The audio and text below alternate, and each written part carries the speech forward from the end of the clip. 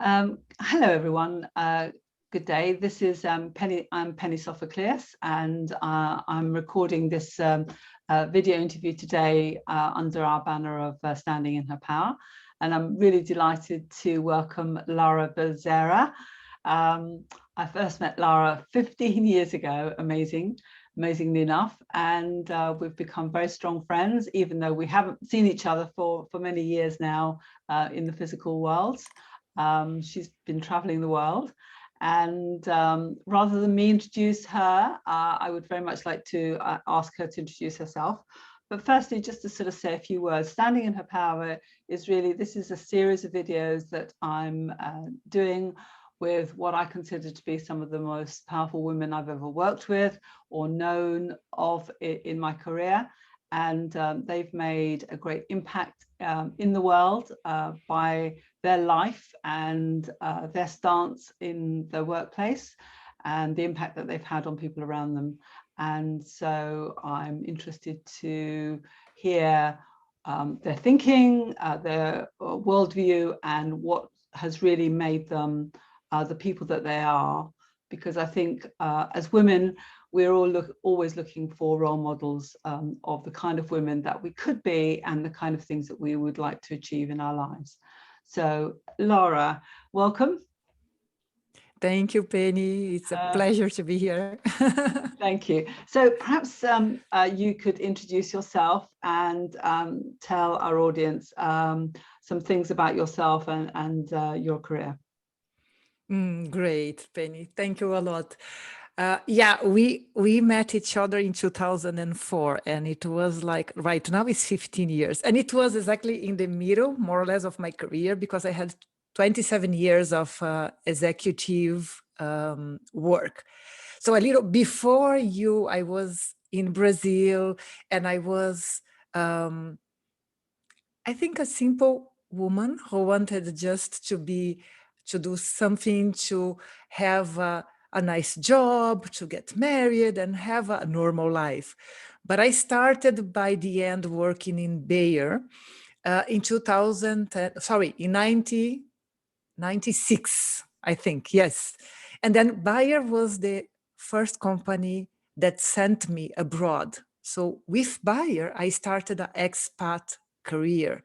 And funny enough, it was a German company, European company, where everybody advised me not to go to this company because it was a very like a male European company that a young female Latin woman would not be able to succeed. But by the end, it was in Bayer where I learned so many things and people trusted me, and I was able to kind of open many doors for other women in the future also. So when we met, I was in Hungary, it was 2003. Before this, I was in Germany and Portugal with Bayer also. In Hungary, it was the first job that I had leading people, was when they sent you to coach me to do better my work. And I have to tell Penny that because of your coaching, I became the leader that I became, because you just kind of formed me in the direction that I was already formed as a human being. Because my mother had a lot, there were so many similarities of the way that you coached me and the way that my mother raised me. And I went to this path of leading from the heart, believing in human beings and believing in myself. And these opened doors that were very beautiful for me. So in Hungary, I was also part of the Association of the Pharmaceutical Companies. And then after Hungary, I went to Mexico, where I was VP of Sales and Marketing for Latin America. And then after this, I went to Venezuela, where I was executive president of Bayer Venezuela, the corporation. There also, I was the first female to have this position in Bayer in Latin America. And I was also then in the association, the Chamber of Commerce, Venezuela and Germany. I was the first president, first female president to be elected. So there were lots of positions that I had that I was the first female.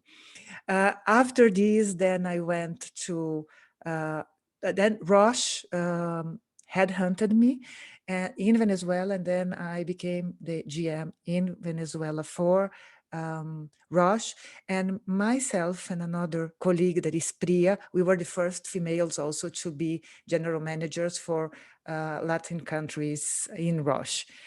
And then after this, I went to India, where you know my story, that I was there and I was in India. I wanted to work completely different, and I was allowed to do. And it was super nice because I worked believing in human beings, believing in other people that wanted the same vision of helping patients. So this is a kind of long but not exhaustive summary of my career. Yeah, but it's a pretty impressive story. I think, you know, even at the most minimal description of it that you've given, Lara, I know that you've broken you know, a lot of ceilings, as they say. You know, you've broken the glass ceiling, and you've achieved a great deal for women in any role that you've played for Bayer and Roche, and also in the countries that you've operated. So I'm sure that you've acted as a very powerful role model for women that have worked around you. So I'd like to thank you very much for going there. I would really like to ask you some questions about where you started. When you sort of said this actually, when you were in your teens, the vision that you had about your life and what you might achieve didn't seem to be so big. You said you wanted to have a normal life. So what was that, you know, what projections were you making when you were in your teens? So it is funny, Penny, because I think that very different from the way that you were raised. I know that you had lots of challenges for you to become who you are today. My parents, I see no difference between my brother and myself. So we hadn't absolutely, so we could do anything. Right. So my mother was a Japanese female. Yes. And she graduated in medicine, and she did med school, and then she did other courses also. And she, despite, although she was raised in this Japanese family where, of course, the men are much more praised at that period, even more, but she was raised differently in Brazil, and we also were raised different. So my mother, it was like we had this contrast of my father being a Brazilian that had to fight a lot to become a medical doctor. He came from a very humble family. And my mother had lots of things that she could take from her parents, like culture or even the wealth and many things. But then she was always telling that she wanted me to be happy. Right. And my father used to tell, whatever you do, you have to be the best. So it was kind of, you know, it was sometimes it was like, okay, so I can only be happy if I am the best. Right. And for a long time, this was a kind of given. So right. Everything that I was doing, I had to do to be the best. And if there was something that I thought that I would not be the best, I thought 2 times and I thought, okay, let's see where I would do much better. Right. So somehow I was raised in a way, it was competition, but it was much more to know what I am good at and try to strive in that area and finding happiness. So I was very fortunate to have this kind of, and it was like, I didn't need anything material to be happy. So wow. Happiness was different. Happiness was kind of being together with family, being with friends, doing well, feeling that you are valued, that you are able to add value on things that you are doing. So when I started my career and when I was like very young, for me, although I was ambitious and I wanted to have a good job, no, at that time I wanted to also be a medical doctor, and I wanted to be a neurosurgeon. It's like it's Neurosurgeon, always of like course. that. So, Yeah. so it's like I wanted to, and it was like. But for me, it was much more like to be like my parents, because they always had patients that were so grateful to them, and seeing the people so happy, thanking them for what they did for their lives. So there was this whole life that I was raised, that I thought that this was the reality. And my vision at that time, how I projected my life, was a life that I would have a family, I would have a job that I liked, I would make my parents proud, and I would be proud. So somehow I didn't have like I want, I don't know how many cars, I want so many promotions, so it was much more, a much bigger picture that I had. And Yeah, right. whatever would come, I wanted to make this work. I don't know if I express myself well, but it was much more of not the what, but the how. The how, the how. And do you remember whether you seem to be saying that success for you was doing something well and being happy, and was the only, seemed to be the only criteria of what success would look like? If you look at your life to date, do you think that you were successful against that criteria, or do you feel that your criteria for success has evolved over the years? Completely. So I I have to tell that what brought unhappiness to my life is to try to be the best in anything. Mm. Because there was a point that um, nothing was enough. Because of course there are always people that are better than you. Right. Yeah. And if you are always looking who is better than you or who is worse than you will be miserable from both sides. So then it was a period that I started to introspect a lot. And it was when I was in Hungary. And you helped this journey. Probably you do not know, but I have to tell that you helped this journey a lot. Because at that period, I remember that my mother gave me this book, The Servant, Oh yes. that basically is that leadership is love. And the way that you were also guiding me, it was like I was 32 years old, Penny, and I was like, it was general manager of pharma in Hungary.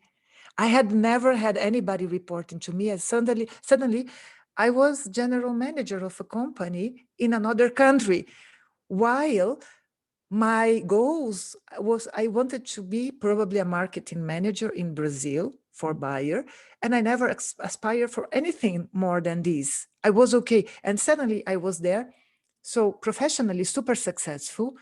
But then I started to think, is this exactly what I want? So my personal life was not going at the same pace as my professional life, because it was this question of being happy, only being the best. Yeah. But then suddenly I said, okay, either I change the perspective of happiness or the perspective of best. Being best in what?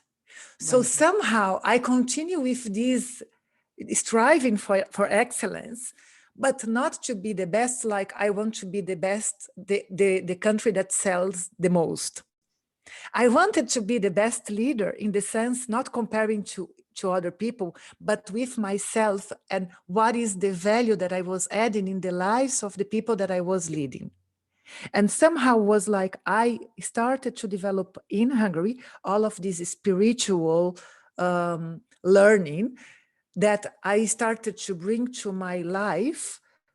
And then I started a lot to think about meaning of life, meaning of work. And I was only happy when I knew that I was doing something meaningful. When I discovered this in my life, and I started to try to bring this meaning to the people that were working with me, then was when I started to tell, I want to be the best, bringing meaning to my my people, so they will be truly happy. And not this happiness that sometimes you look back and tell, oh, what I did, I lost my life doing something that it's not really meaningful. Sure. So when I started to do this, then happiness and to be the best continue to be what I strived for, but they changed completely. I changed the perspective how to see happiness and being the best. Yeah, and it sounded like you then extended being happy to everyone that worked for you. Yes. If you move from being happy yourself to actually, okay, so now I've got to make other people happy and, you know, create the environment and the circumstance that they are happy too. Yes. Fascinating. Okay. If I ask you now to look at the projections that you made and the experiences that you've had, how many of what the experiences that you had could you ever have anticipated, and how many have been really fantastic surprises? Oh, Penny, I hope that I am not overestimating it, but I really believe that my life was much more of a surprise. And because my expectations were not big. And look, if I will look back, I am now with 50 years old.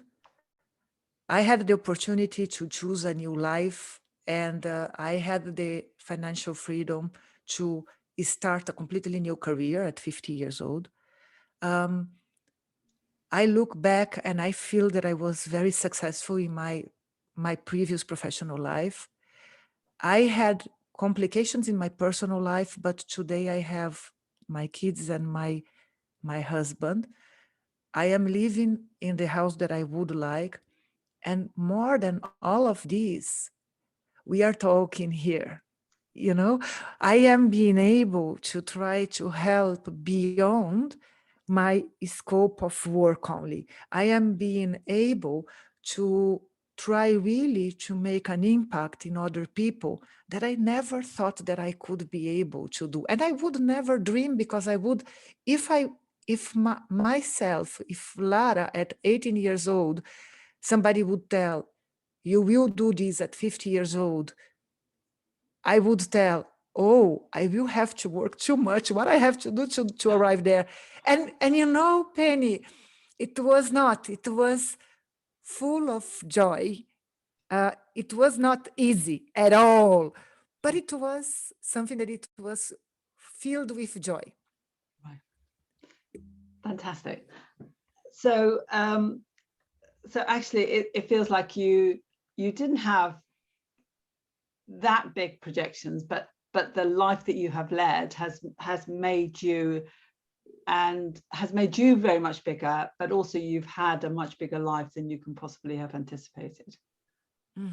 Yes. And but let me just make a remark. Yes. Although, okay, many people who know me and probably listen to me saying this. So even some teachers from the primary school, they would tell, this is not fully true. And why? Because somehow in my head, I always strived for the best.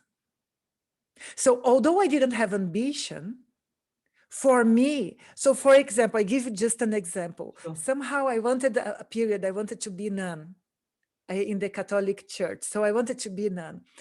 And a nun convinced me not to be, because I would not be able to help everybody, but just people who believe in the Catholic Church.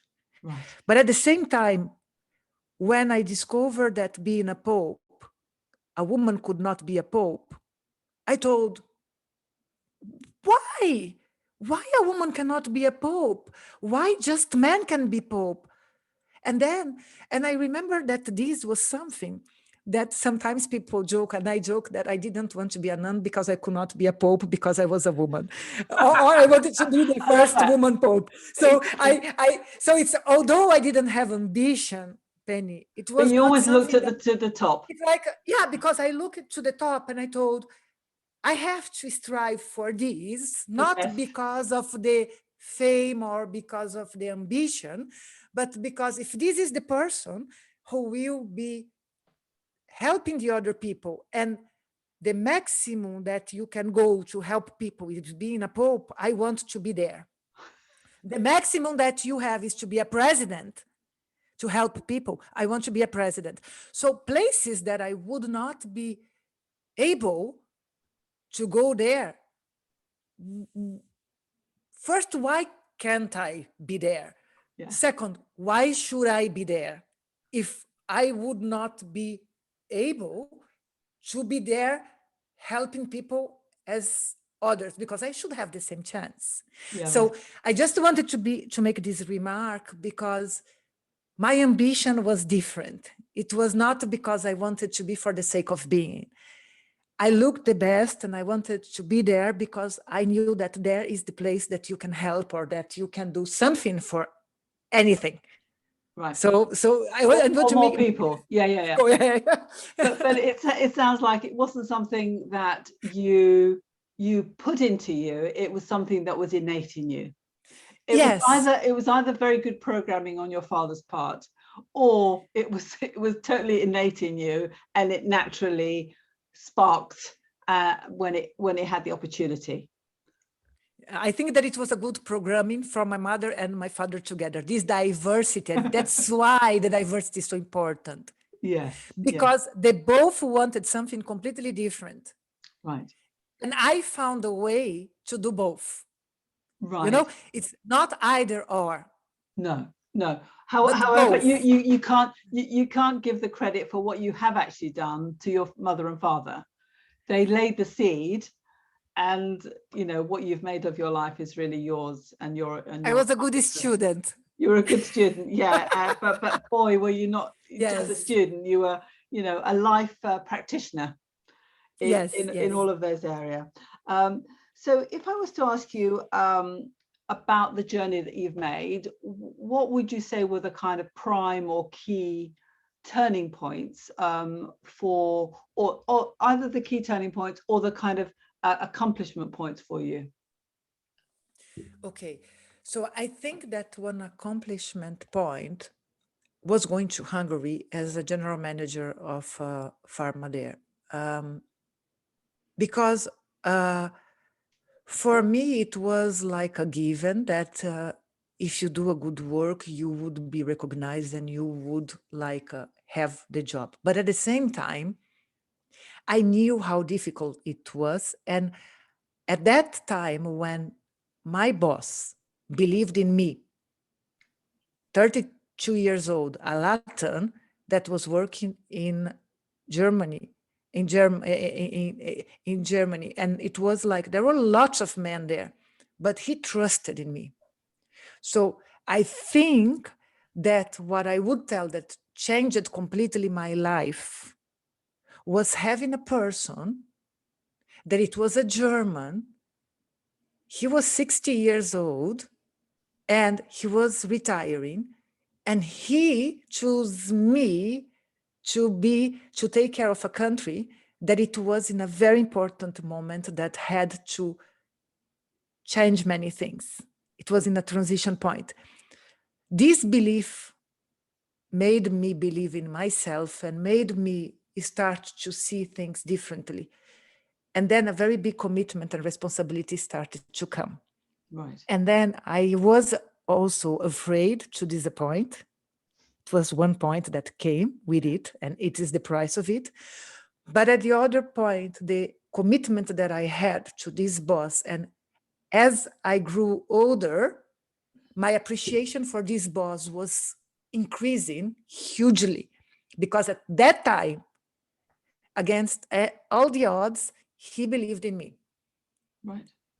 But this was something, that's why for me, Penny, today, one of the things that I praise the most, and I work with all the leaders when I am helping them to develop, I tell one thing that you have is that you have to believe in absolutely everybody that is working with you. You have to extend This trust. is the only way. Yes. Yes. Yeah. And if you extend trust, then it builds trust in the person that you're extending trust to. Yes. Okay. Yes. Yeah, very good. Okay, so that's a great lesson, and that was a great point. Anything else that stands out in your mind in terms of the kind of peaks of accomplishment, or the Yes. Yeah. I think that another realization that was very important for me is that there is no work-life balance. I mean, every time that I wanted to find work-life balance, I was miserable. Right. And each time that my life was my work and my work was my life, not in terms that my work is just what I do. No, my family loves my work and understands why I am doing what I am doing. And in my work, they understand how important my family is for me. So the priorities are parallel. You don't have to have one first priority. You can have your first A and first B priority, that is your family and your work, and you will be shifting between them as you need. But then you have to have a very good network of support in the work, that where vulnerability comes, that you tell, I will need your help in the work, because there are times that I will need to be there for my family, being them my parents, being them my brother, my siblings, my partner, or my kids. But here you guys have to help me in the work. And I trust you that when I will show the fragility and the vulnerability to show the fragility, that I need help here in the work because I have to focus in my family, you guys will have my back. At the same time, in the family, when I need that time, because you know why I choose this work, and you know that I love my team, that I have to do for them the same that I do for you guys, my family. So we are a team here also in the family, and you back me up when I will need to spend more time far away from the family and even children. So not for the mothers that are traveling a lot, for example, not to, I bring a gift so my children will like that I travel because I come back and I give a gift. No, it's to tell the children, I am doing this because when you will grow up, mainly the girls, when you will grow up, you will want to have a husband and a family that supports you. Mommy is traveling because I love my job and I am doing good for other people. And I want to be the example for you guys because you have to do the same. But the time that I am with you fully. So if I will summarize this, is that my life, when my life became a life balance. Right. And I was vulnerable in both my spheres, professional and private. And my purpose was clear for both because I wanted to help people.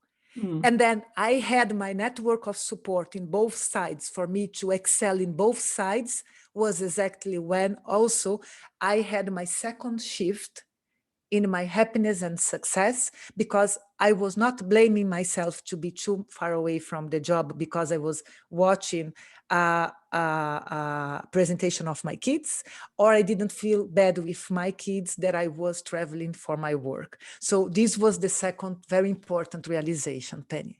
Yeah, I mean, I think that's a phenomenal position to come to, and it's a position that not many leaders come to, that actually that you can have an integrated life, and that your work is part of your purpose of being here, and your family is part of your purpose of being here, so that you are one person, and that you give your time and life to different things, and that you create support systems inside both, so that both can value each other, even when you're with either one of them. So, I mean, I think that's quite a unique perspective that you've created, because I coach many leaders, and not many leaders can come to that kind of realization. I think many men come to this perspective faster or quicker or easier, but I don't think many women have come to. There's often been this kind of conflict of being needing to be there or there, and it's the guilty. They start to be guilt about doing it, and no women should be guilty Yes. of doing both. Yes, absolutely. Absolutely. Because, well, guilt in anyone is not a good thing to have Yes. at all. So that's brilliant. So was there a third very important accomplishment or realization that you have won through your experience? Well, from what I can recall right now, I think that these two were the most important ones. And if I would have just to complement these, would be just when I understood that spirituality or meaning or purpose or whatever you call has to be part of your life in the work and at home. Right. So this was, if I could tell that this is something that would come together with the second realization and also the first realization.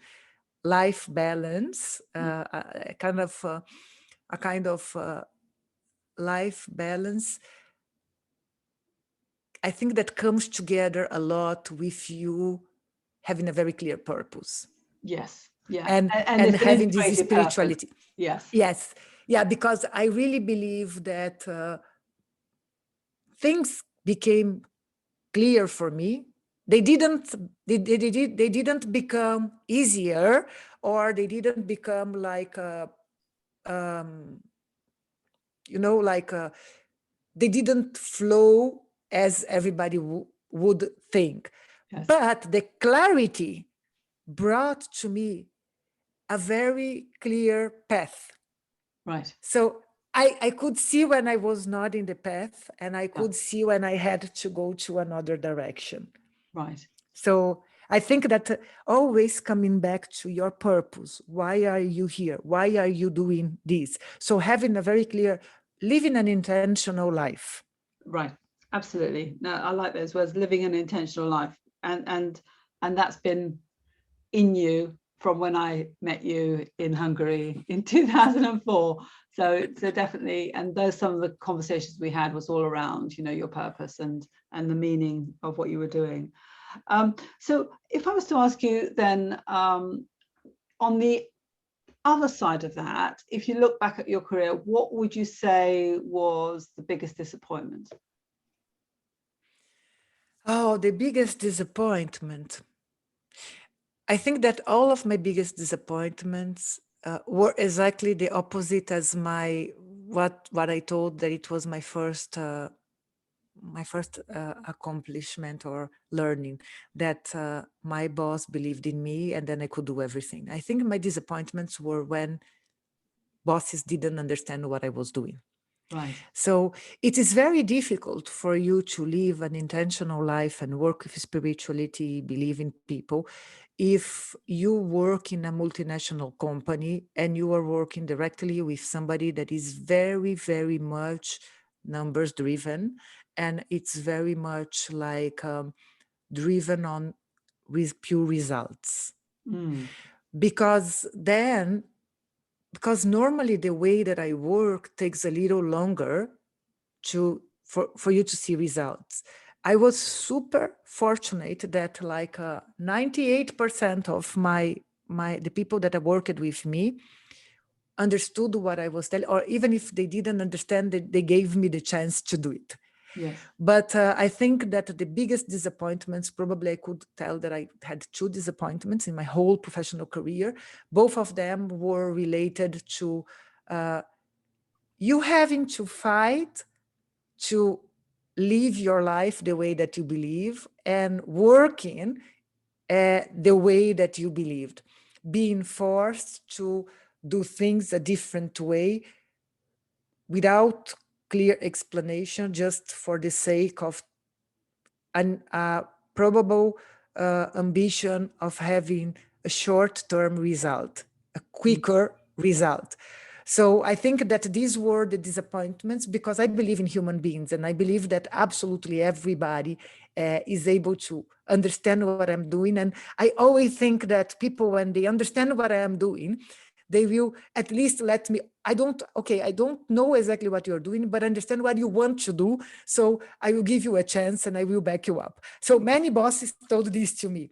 But the time that I felt that people were like trying to impose ways on my way, they took the worst out of me, because I start to fight. And when you are daring, I heard this morning something, I was reading something from the Tao. If you have to fight when you are daring, you are not daring anymore. Yeah, because you're engaged in something else. Yes. Yes, you're stopped and yes. having to deal with the conflict.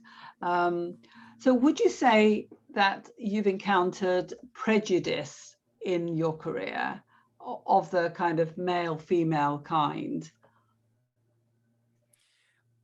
Look, if I would give a simple answer, it would be yes. I will give a different way, a different answer.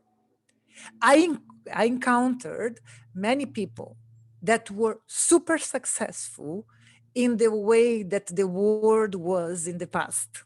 Right. People who lived in a time that everything was done in a certain way. And these people were super successful. And even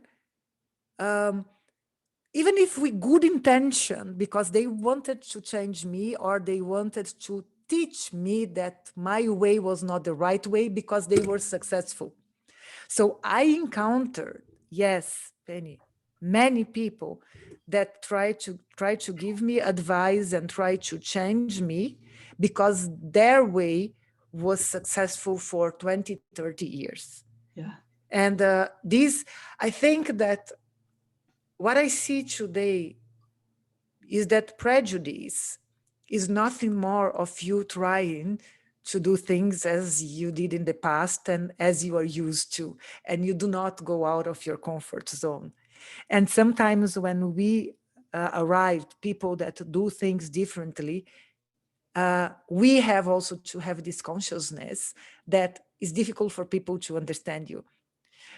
This is not an excuse to accept or to conform. Yeah. But this is a realization that helps you to be less frustrated and be more perseverant and to have more resilience. Sure. Yeah, I can never see that you were ever stopped or could believe that you would be stopped. but I could see that you might encounter this kind of prejudice or worldview that was very different to yours. And how did you find that you coped with it, or you handled it when you encountered it? So there were 2 times that I could not handle it. And then it was one time that I changed my first company, and the second time that I changed my career.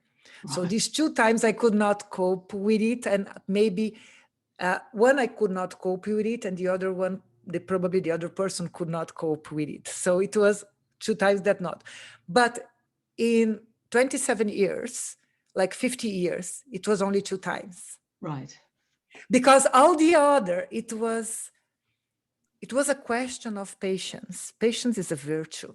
And I learned something that, and it was after lots of mistakes. First, you try to understand the person. If you try to understand the person will understand you. So if you are trying to make a point, the first step is to understand the point of the other person and listen.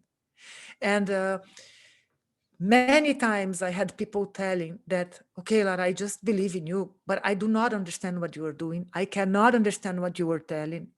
But from my heart, I know that I have to follow you.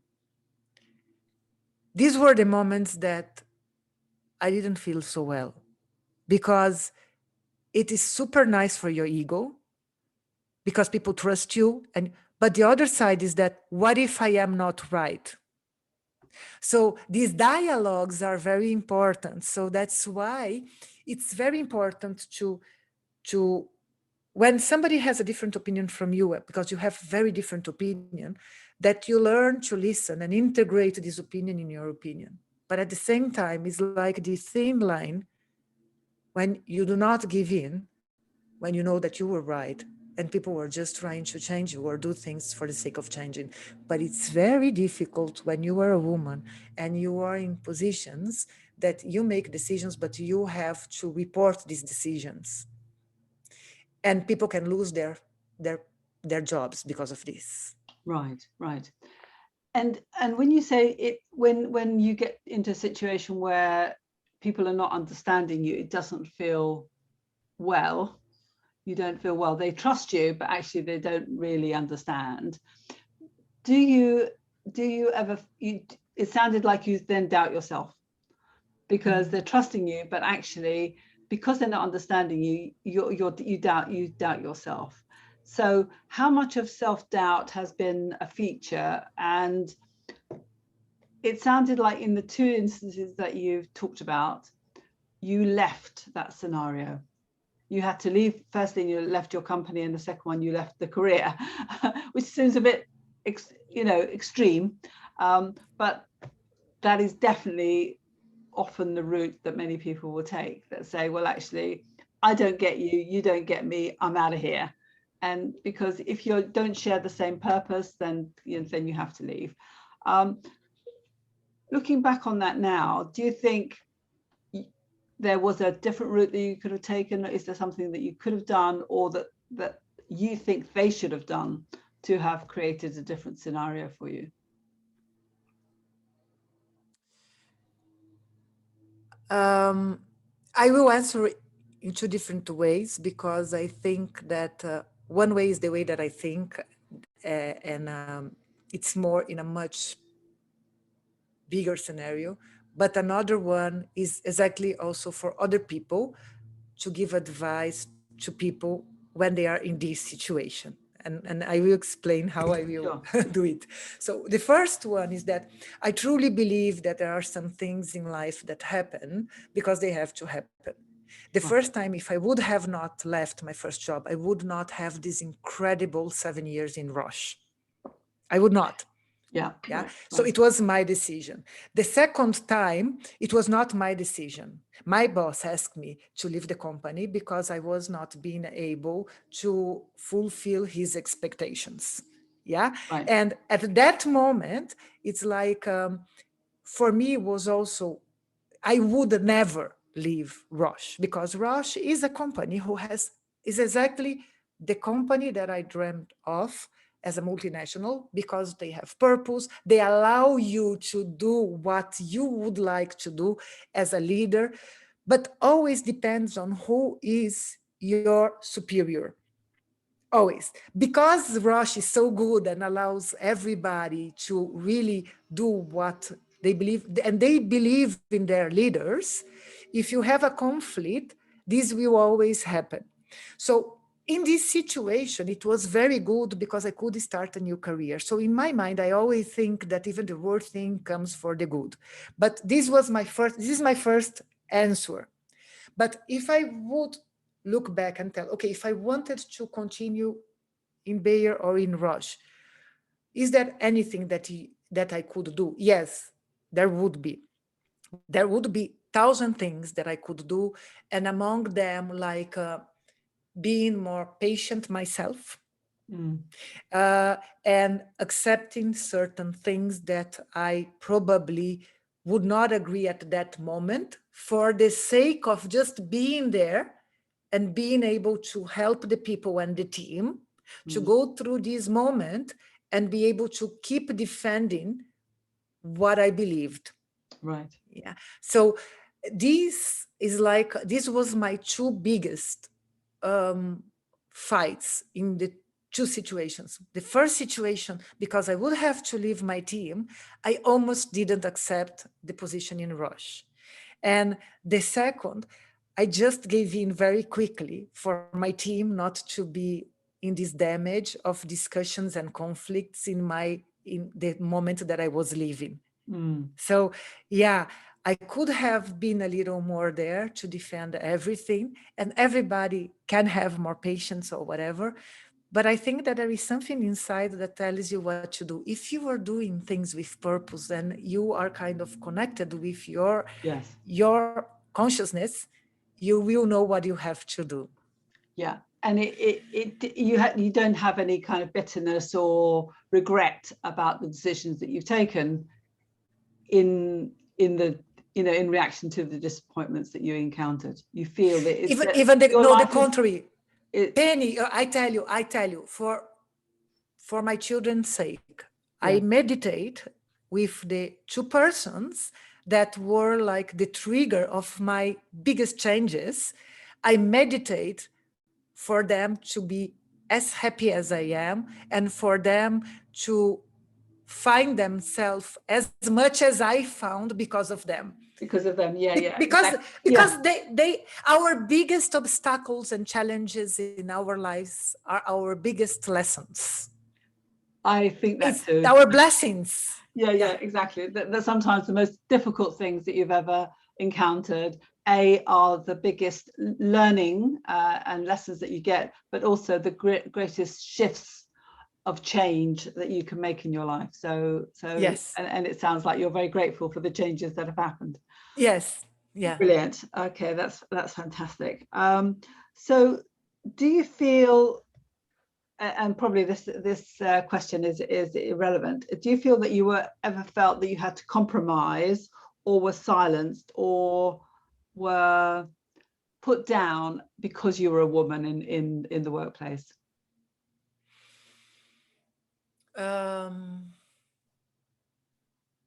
You know, Penny, that it's the second time in my life that somebody asked this question. The first time I told no,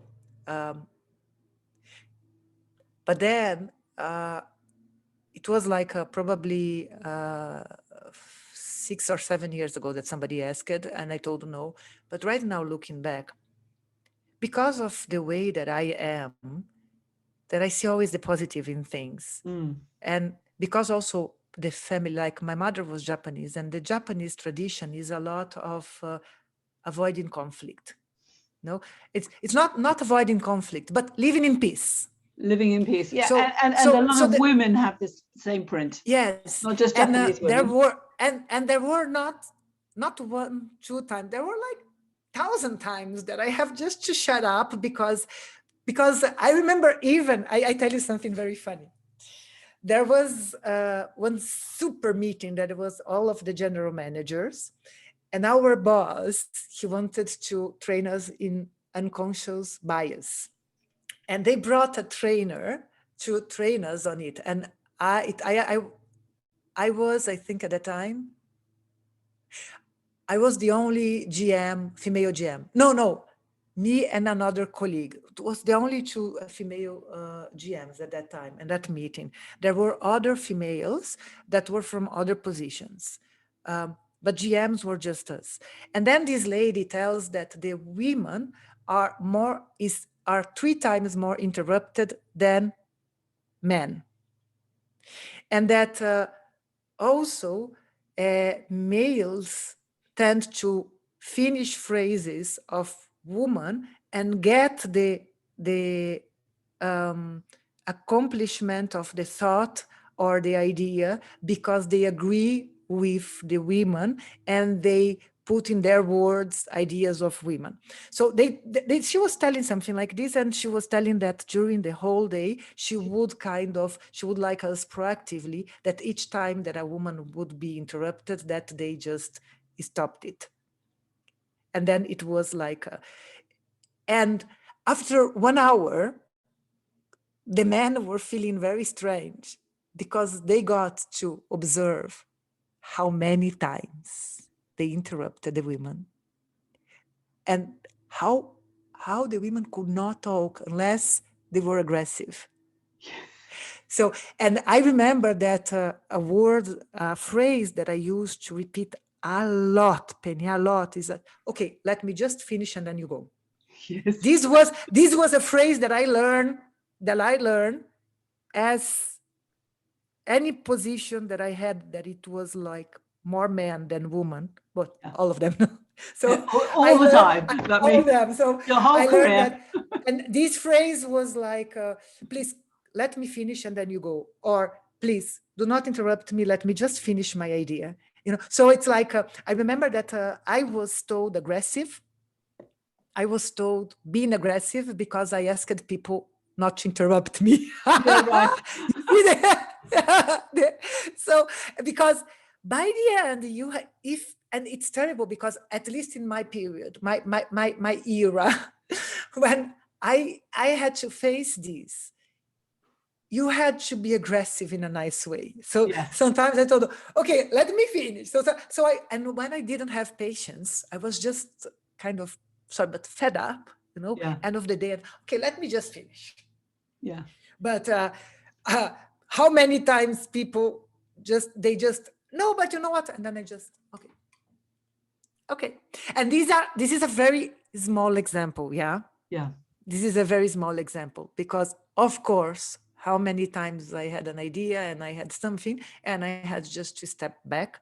But this is woman and man, Yes. everybody. But I wanted to give the example of interrupting because it was a very clear, proven example of that moment that I can bring here for everybody also to observe. How many times women are interrupted and men are interrupted?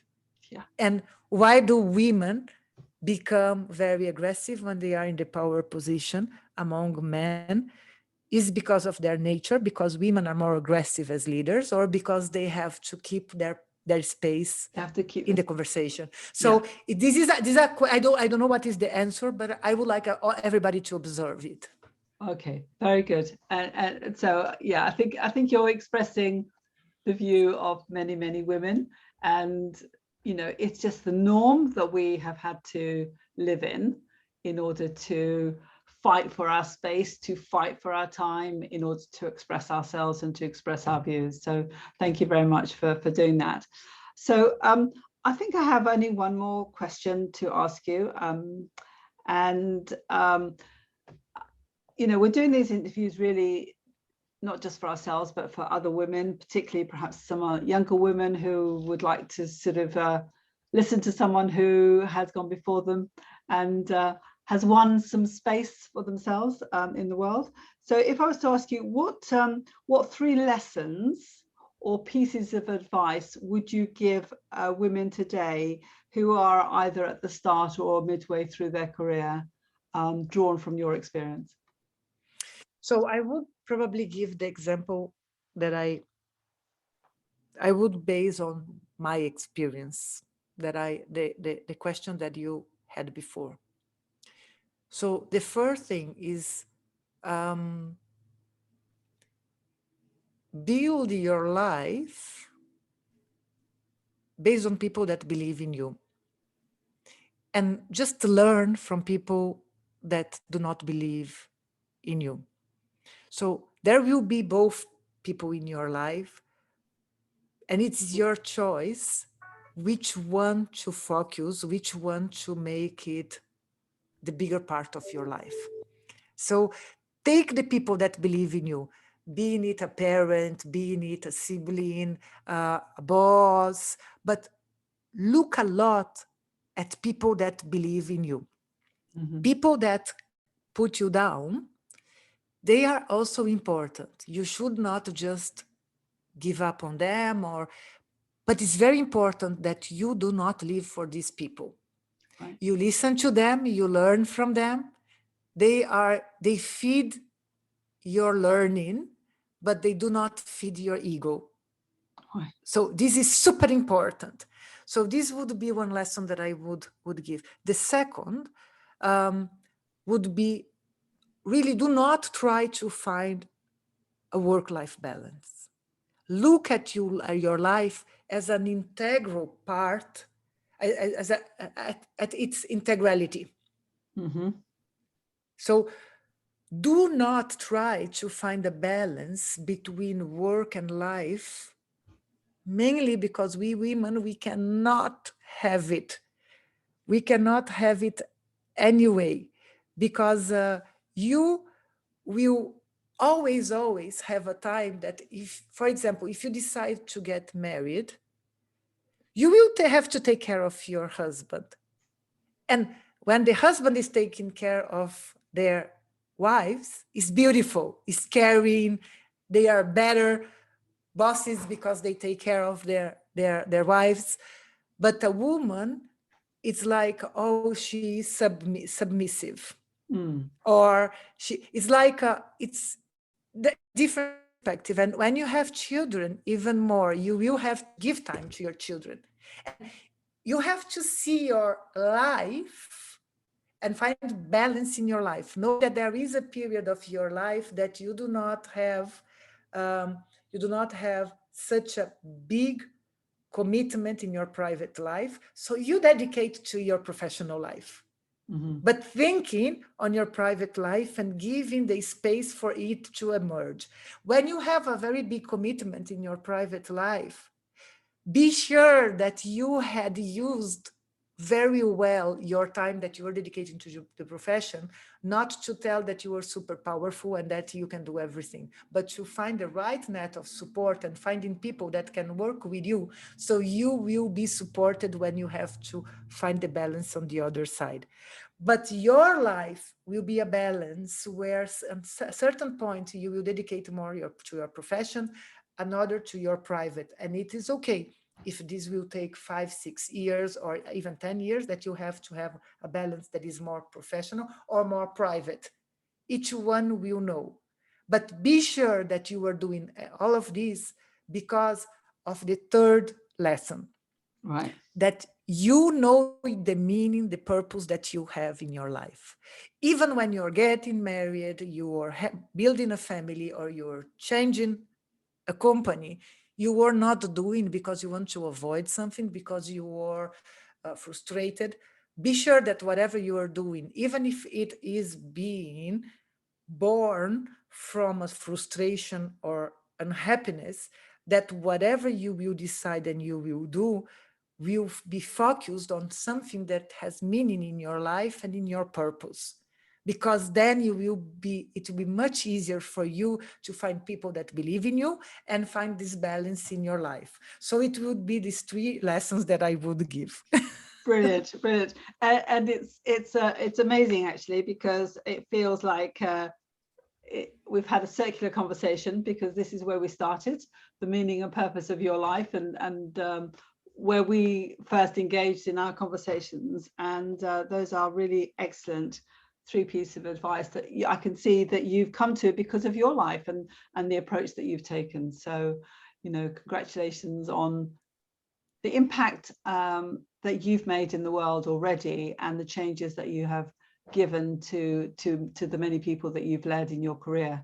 And I'm sure they're incredibly grateful that they have had the opportunity to work with you. And I had very good people that came in my life in the right time to tell me that I am doing the things in the right way, and to share their way so I could learn. People like you, Penny. Thank you a lot. Thank you very much. Well, thank you. Thank you. And goodbye for now. I'll just stop the recording. Thank you, Lara. I really, really enjoyed it. It was a phenomenal interview, and I really appreciated all the wisdom that you brought to bear. I love the conversation. Thank you so much, Penny.